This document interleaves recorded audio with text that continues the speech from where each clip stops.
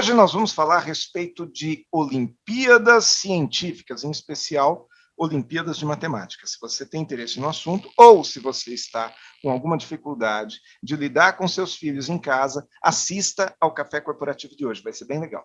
Oferecimento Cuidare. Cuidamos de pessoas especiais sem perder a essência humana.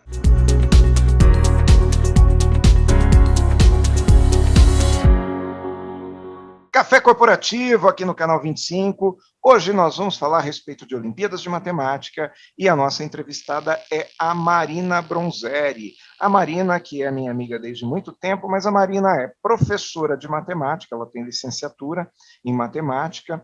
Marina é uma pessoa que, para vocês terem uma ideia, ela dá aula de robótica em inglês para alunos de escola bilíngue. É uma pessoa realmente diferenciada e uma das suas especialidades é essa, Olimpíadas de Matemática. Ela acompanha alunos fora do Brasil, né, presencialmente nas Olimpíadas até pouco tempo atrás e agora também com essa novidade de poder fazer isso online. Vamos conhecer, então, Marina Bronzeri. Seja bem-vinda ao Café Corporativo. Aguinaldo, obrigada pelo convite, é um prazer estar aqui com vocês. A Marina que eu conheço faz pouquinho tempo, né, Marina? A gente se conheceu... 20? Às 20 2001. anos atrás. A gente era criança, né? A gente tinha lá... A gente ainda é meio criança, né? Mas a gente era mais criança. Verdade, verdade. Marina que trabalhou comigo lá no, acho que ano 2000, ano de 1999, não lembro exatamente. Ela era uma adolescente, né? Pois é, né? Eu era seu gerente e você era uma adolescente, lá que a gente começou a moldar. Foi? E agora se tornou isso aí. Primeiro empreguinho, 18 aninhos tinha na época, não. Verdade, e agora se tornou isso aí, né? Uma autoridade. Marina, eu te convidei aqui para o Café Corporativo para a gente falar a respeito das tais Olimpíadas de Matemática, que é a sua grande especialidade. E eu começo aqui no café hoje te perguntando o que é esse negócio aí de Olimpíadas de Matemática? Dá uma prévia para a gente, explica um pouquinho para nós aí. Então, vamos lá, né? Olimpíadas de Matemática, sou completamente apaixonada, né? Acho que eu encontrei nesses anos aí minha vocação, minha grande paixão. Eu prestava Olimpíadas de Matemática quando aluna, né? Isso aí, alguns aninhos a mais do que a gente se conhece.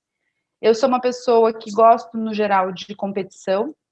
Eu acho que a competição, ela desperta, né? Ela revela o melhor de cada um. Então, as competições matemáticas, as competições, Olimpíadas científicas no geral, né? Não só de matemática, a gente tem Olimpíadas de ciências, a gente tem Olimpíadas de pensamento computacional, de redação, história, geografia, tem várias Olimpíadas científicas. E as Olimpíadas científicas, elas realmente revelam o melhor no aluno, ela cria uma motivação a mais para o estudo. Faz alguns anos que eu trabalho com isso, e o que eu senti foi realmente isso. Os alunos, eles se entusiasmam com o conteúdo, e isso desperta, né, abre portas para um conhecimento novo. Então, é encantador. Não, legal, esse é o efeito, né? Mas qual é o objetivo, qual é a finalidade de uma Olimpíada? Uma Olimpíada é a finalidade de qualquer Olimpíada, seja esportiva ou científica, né?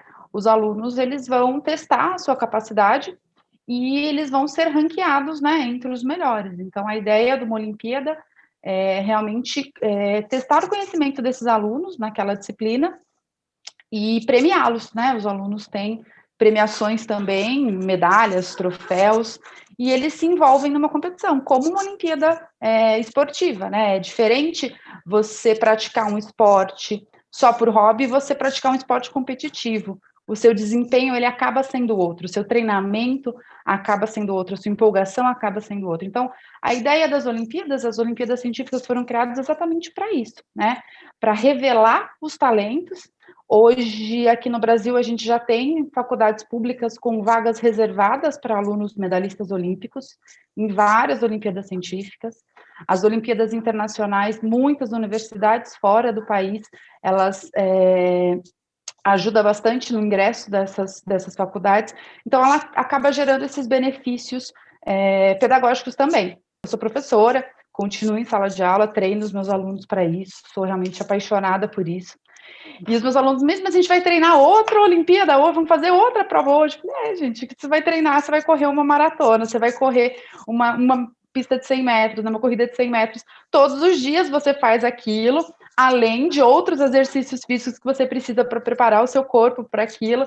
Mas quanto mais você treinar aquela prova, melhor vai ser o seu resultado. Então, isso acontece também nas Olimpíadas Científicas, né? A gente precisa de um treino, quanto mais a gente treina, principalmente que as Olimpíadas são muito diversificadas, a gente tem provas que vão mais para o raciocínio lógico, provas dissertativas, provas alternativas, então o aluno precisa se treinar especificamente para cada prova.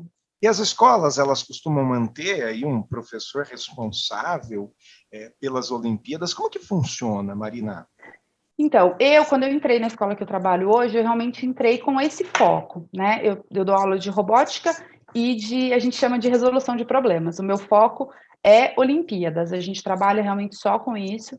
Eu sou responsável 100% dessa parte, então, tanto no treinamento, tanto nas aulas. A escola disponibilizou dentro da grade essas aulas. As escolas que têm melhores resultados nas Olimpíadas têm uma pessoa cuidando só disso, né? Precisam ter clubes olímpicos, precisa ter um professor envolvido com isso, com os alunos, né? Aulas no contraturno. Muitas escolas hoje já têm, mas para ter excelentes resultados, quem está em busca realmente da excelência, precisa ter um tempo, uma dedicação a mais para aquilo, né? Como eu falei, é um treino. Então, se tem aulas específicas para isso, se tem um professor específico para isso, o resultado acaba sendo muito maior. O meu resultado, a cada ano, ele só aumenta, né? A gente tem um resultado hoje muito diferente do primeiro ano que eu comecei, porque a gente vai cada vez mais dedicando mais, as turmas de alunos vão crescendo, né? Um aluno vai se motivando com o outro. O ideal, né, o perfeito, seria que todas as escolas tivessem um clube olímpico para poder desempenhar o melhor resultado. Mas muitas escolas têm bons resultados, mesmo sem esse clube olímpico, né? Então, vai muito da realidade de cada escola. E qualquer colégio pode, ou qualquer aluno pode participar? Aliás, é isso que eu queria te perguntar. Qualquer pessoa, qualquer aluno de colégio público, ou tem que ter assim um nível X prévio para poder participar de uma Olimpíada de Matemática? Então, Aguinaldo, isso depende muito de Olimpíada para Olimpíada, tá? Na escola foi uma grande discussão, quando a gente fez a primeira Olimpíada, que alunos iam fazer. Se a gente ia oferecer para os alunos, para todos, se a gente ia fazer dentro da grade, sendo uma Olimpíada meio que obrigatória, se a gente ia selecionar os melhores alunos e investir somente naqueles. Então, cada escola também trabalha de uma maneira. A minha opinião é que tem que ser para todos, né? Óbvio que não são todos que vão ter bons resultados, né? Principalmente, eu sou professora de matemática, então eu sempre puxo um pouquinho mais para a área de matemática, mas tem várias Olimpíadas Científicas de vários componentes curriculares diferentes, mas às vezes a gente tem um destaque muito grande. Eu tive aluno que foi medalhista em determinada Olimpíada de matemática e que era um aluno de reforço de matemática. Foi uma surpresa para todos, mas ele se identificou com a prova, era uma prova que trazia muito conhecimento para o dia a dia, não tinha nada de regras, de fórmulas, de nada, era uma prova que envolvia ali o cotidiano, e ele se saiu super bem na prova, foi medalhista de bronze, e foi uma grande surpresa para ele, para a família, e isso mudou a maneira como ele via a matemática também, mesmo na sala de aula. Então, eu sou a favor, eu gosto muito que seja feito com todos, até porque funciona como um diagnóstico também. Não temos como deixar obrigatório todas as Olimpíadas, porque a gente tem alunos com habilidades diferentes, então tem um aluno que vai se dar super bem na Olimpíada de História e que não vai se dar tão bem na Olimpíada de Matemática, então precisa ter uma seleção para ter uma equipe olímpica, para realmente competir, né? A gente tem Olimpíadas de vários níveis, a gente tem Olimpíadas bem mais desafiadoras, e aí nessa sim, o interessante é investir nos alunos com maior potencial, mais acostumados com Olimpíadas, que estão fazendo aquilo realmente por prazer. Não adianta investir num aluno que não se interessa tanto por aquela disciplina, porque o resultado dele não vai aparecer, né? Mas algumas provas eu super indico, eu sou super a favor que a escola toda faça, porque dessa forma a gente pode revelar um talento ali escondido que a gente não esperava que ele ia ter esse desempenho, motivá-los ao estudo de uma maneira diferente, né? Porque é diferente, você tá fazendo uma prova, mas os meus alunos falam, nossa, mas outra prova, Marina, outra prova a gente vai fazer, professor? Eu falo, gente, encarem como vocês fazendo um desafio para revelar o conhecimento de vocês. Não é uma prova que vocês têm que tirar a tal nota, vocês têm que dar o melhor de vocês aqui. Não são todos que vão ser medalhistas, não tem, senão perderia um pouco a graça também, né? Como eu disse, a ideia da Olimpíada é classificar, né, esses alunos. Então, as medalhas são para porcentagem, para menor porcentagem, né? Algumas provas, as medalhas de ouro são para 1%, se você pega a prova da UBMEP, deve ser 0,2% dos alunos que fazem são medalhistas na final.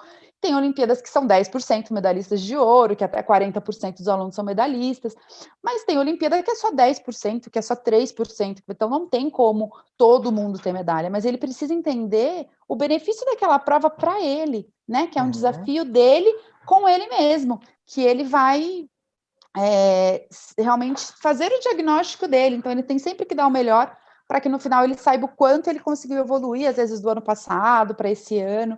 Então eu gosto muito, algumas provas eu gosto muito de fazer com todos os alunos da escola, independente se a área forte dele é a matemática, é as ciências ou não. Legal. Nós vamos fazer um intervalinho aqui, porque eu tenho agora um outro questionamento. Eu quero entrar um pouco mais na consequência disso tudo, mas isso tudo depois do nosso intervalo, que agora nós vamos ver um pouquinho aqui da dica do nosso colega Edivaldo, do Edivaldo de Toledo, que traz aí informações a respeito das atividades da terceira idade, tá? Já já no Café Corporativo a gente volta.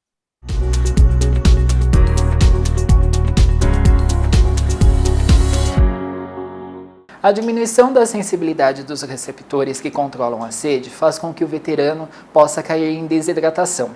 Eles não sentem sede, mas isso não significa que o organismo não precise da água. Ele precisa de cerca de 2 litros de água, juntamente com frutas, caldos, chás, entre outros alimentos ricos em água, devendo sempre ser ofertado ao veterano. Os sintomas da desidratação incluem confusão mental, queda de pressão arterial, aceleramento do batimento cardíaco, até mesmo convulsões e infecções. O cuidador tem esse papel. O cuidador deve sempre monitorar, ofertar e manter sempre o idoso ocupado com uma garrafa com água.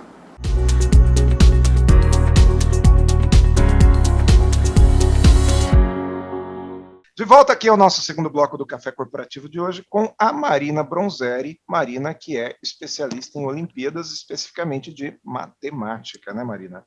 Professora Sim. Marina, me diz uma coisa, Marina, vamos entrar um pouco mais nessa questão profissional.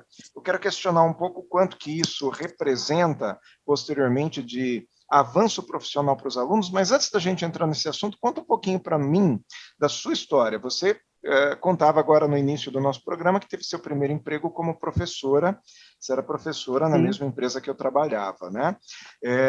Qual foi sua trajetória e como é que você chegou a esse ponto atual e como foi que você se interessou pelas Olimpíadas? Vamos lá. Então, entrei, né? A gente se conheceu, eu tinha 18 anos, foi meu primeiro emprego. Na época eu estava fazendo cursinho, eu já queria seguir nessa área de exata, sempre tive certeza que era minha paixão, era o que eu queria fazer, mas na época, para os meus pais, assim, a única possibilidade era estudar em faculdade federal, a meta de casa era essa, no primeiro ano eu passei na segunda fase, não fui aprovada, então estava no cursinho, falei, não, agora eu tenho 18 anos, quero trabalhar, quero ter o meu dinheiro, e mandei um currículo, na época até mandei um currículo para trabalhar na área comercial, mas como eu tinha já uma experiência em inglês, tinha estudado muitos anos, eu fui convidada para ser professora de inglês, na época eu levei um susto, como eu falei, era de exatas, né, falei, nossa, vou ser professora de inglês, mas comecei como professora de inglês e eu me apaixonei pela empresa, foi uma paixão, assim, uma dedicação muito grande, acabei virando coordenadora e acabei deixando naquele momento a faculdade para lá, assim, eu queria seguir carreira naquela empresa, depois tendo algumas escolas próprias, né, e segui por muitos anos nisso. Há 6 anos atrás, eu realmente senti essa falta, essa vontade de mudar e de voltar para a área,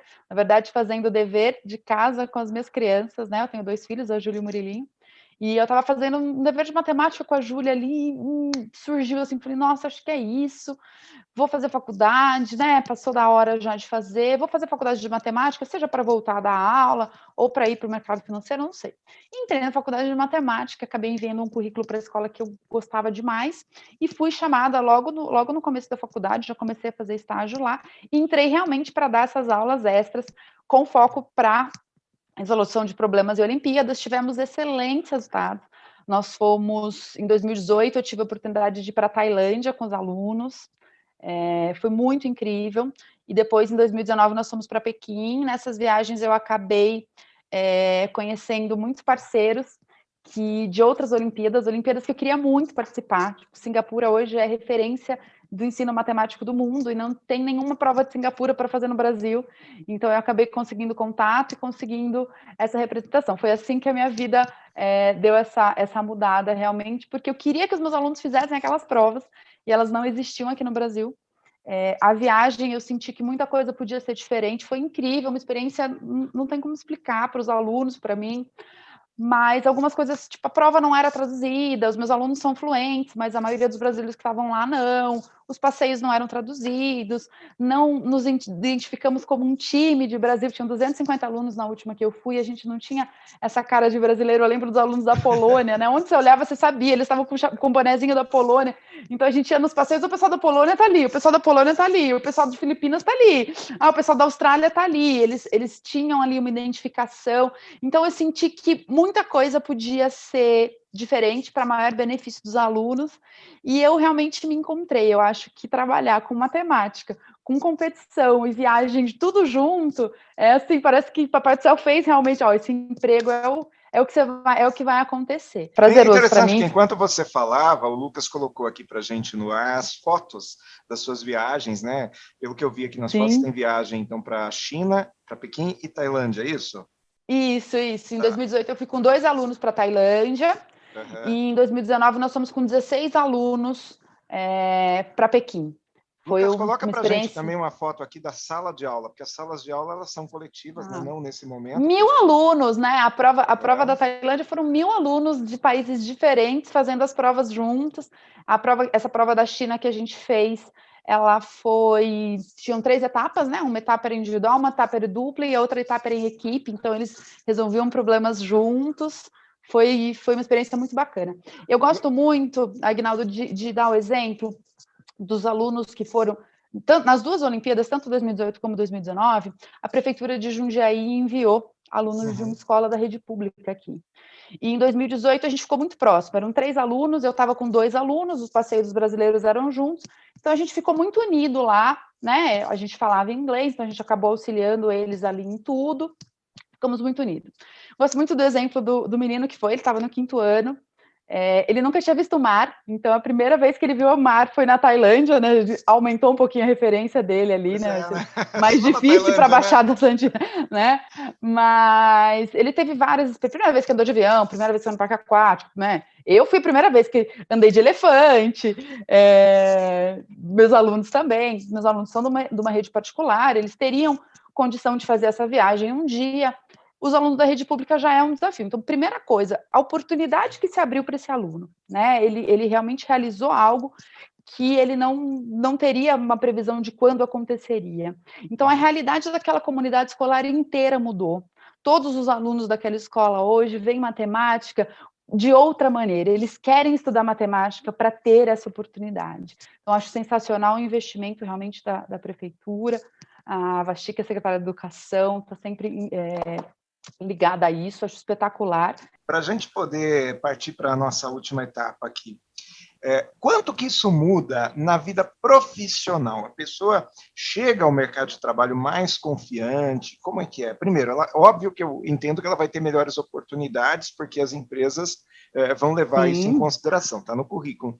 Mas no ponto de vista mesmo humano da coisa, esse garoto ele chega mais confiante para o mercado de trabalho? Eu acho que sem dúvida, né, Aguinaldo? Eu acho que se você tem bons resultados, você está acostumado também ali com um pouco da pressão, né, de fazer a prova, aprender a levar aquilo tranquilamente, a sentir prazer ali naquele momento de pressão. Tenho alguns alunos, eu jogo vôlei, né?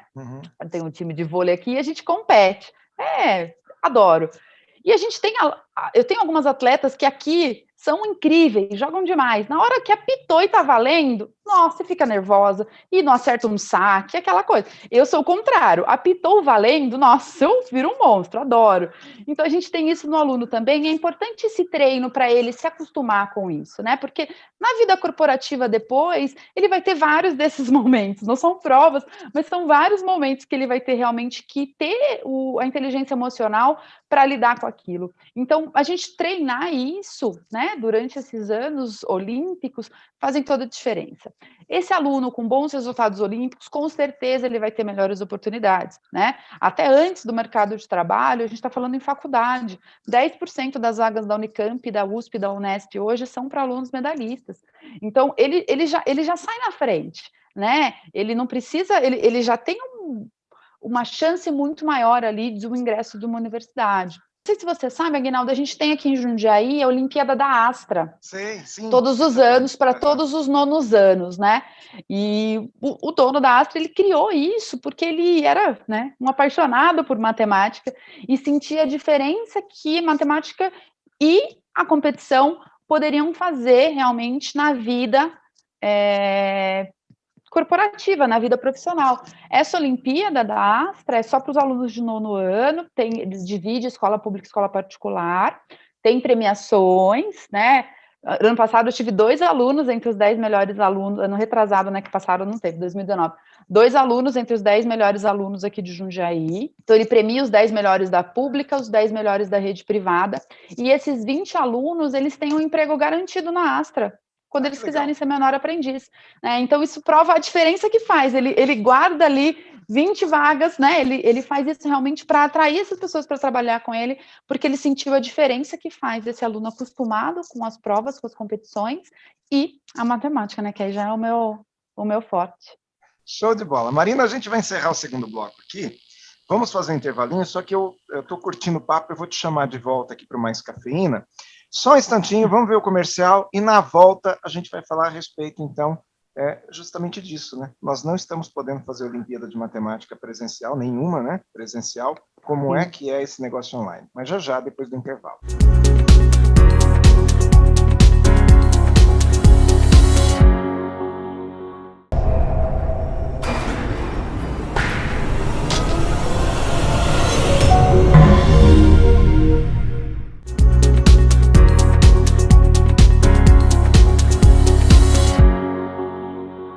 Mais cafeína aqui no nosso café corporativo de hoje. Eu permaneço aqui com a Marina Bronzeri. Marina, como é que a gente está fazendo nesse momento aqui de pandemia, onde os alunos não podem se reunir, não dá para viajar, não dá para ir para a Tailândia, não dá para ir para a China? Como é que faz agora? Triste, viu, Aguinaldo? Esse ano a gente tinha Tailândia, Singapura e Bali. Eram 3 viagens esse ano. Todas as Olimpíadas, sejam elas internacionais e as nacionais que estão ocorrendo, estão com plataformas para a prova ser feita online. Então, normalmente a prova é feita online, o aluno se conecta ao Zoom. O Zoom tem uma ferramenta de compartilhar a tela que você não vê a tela dos colegas, né? Você só compartilha, só o dono da sala vê todas as telas, então eles têm que compartilhar a tela, ligar a câmera. Algumas provas exigem uma segunda câmera, realmente para ter certeza que esse aluno está fazendo a prova, para que o resultado seja justo, que ele está fazendo sozinho, não está fazendo pesquisa. Então, realmente, a maioria das competições que estão ocorrendo, que são muitas, estão fazendo esse formato online. A gente tem agora, logo em breve, a Singa. A Singa é uma prova nova, uma prova feita pelos professores cadastrados no Ministério de Educação de Singapura. Então, é uma prova para diagnóstico, para a escola toda, com custo super baixo para a escola, e ela criou uma plataforma própria para que os alunos possam fazer ela em formato online, 100% remoto. Ou seja, estão todas dá para funcionando fazer assim. à distância, então, quer dizer, tudo tem A gente não está solução, fazendo né? programa aqui à distância, Aguinaldo, a gente não está dando aula à distância, a gente não está tendo consulta médica à distância hoje, né? Então, a gente tem que evoluir, tudo dá para fazer à distância. A gente percebeu que com a tecnologia a gente consegue estar ali do lado. Eu tenho toda a gravação dos alunos fazendo a prova, eu tenho a tela dele para ele não navegar, né? Muitas plataformas caem se você muda de aba, eu preciso ver a mão desse aluno, então é a mesma coisa que se eu tivesse numa sala de aula, só que eu consigo aplicar a prova para os meus alunos de Manaus, os meus alunos de Minas, do Paraná, tudo ao mesmo tempo.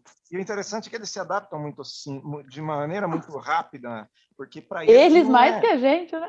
Até porque eu dou aula para alunos de... Para eles não é novidade, para eles é o normal, é a forma com que eles estão aprendendo já, né? Eu tenho uma turminha de 6 anos fazendo aula de programação e eles compartilham tela, assim, ó. E o pai às vezes fala, nossa, mas não sei como que ele está fazendo. Fala, aprendem muito rápido, eles são incríveis. Ué, não conhece aquela história do neto que dá aula para o avô de como que exatamente. Faz sentido. Hoje para eles faz parte do dia a dia, né? Eles nasceram com isso, né? Muito bom. Acho Marina, linda aquela foto do bebezinho com tablet, com a revista querendo virar a página, assim. exatamente. Tipo, revista não vira assim, né? Tem que virar, que trabalho. Marina, muito bom. Obrigado por ter vindo ao Foi Café ótimo. Corporativo. Eu gostaria de ter mais tempo de conversar contigo aqui, mas como não tem, a gente vai encerrando. Eu já te convido para daqui a um tempo você voltar aqui ao café para falar um pouquinho mais a respeito desses resultados aí, tá bom? Maravilha, Aguinaldo. Muito obrigada pelo convite. Uma delícia estar aqui com você. Então tá bom. E manda um abraço para o seu marido também, que é o Murilo Bronzeri, que é nosso colega de trabalho aqui, apresentador do nosso esporte, que é o Placar Eletrônico. Murilo, um abração para você também. Murilo, tá que bom, é meu tchau, tchau. muito mais tempo ainda. Mais tempo que eu ainda. Até logo, Marina. Até lá, até a próxima. Tchau, tchau. E você que está aqui em casa, assista o Café Corporativo também no YouTube/Café Corporativo. Muito importante você também compartilhar isso com seus amigos. E até a próxima semana com mais um café.